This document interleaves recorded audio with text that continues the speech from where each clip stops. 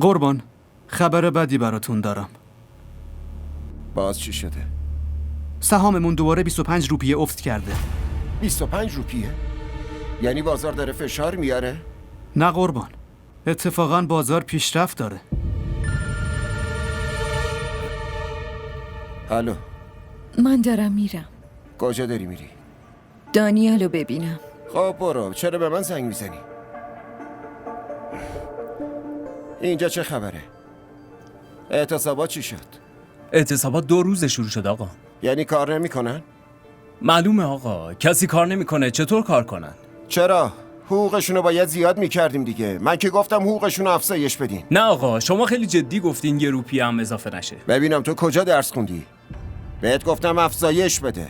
قبل از اینکه افزایش بدیم زنگ بزن و خبر بده. بله آقا. برو.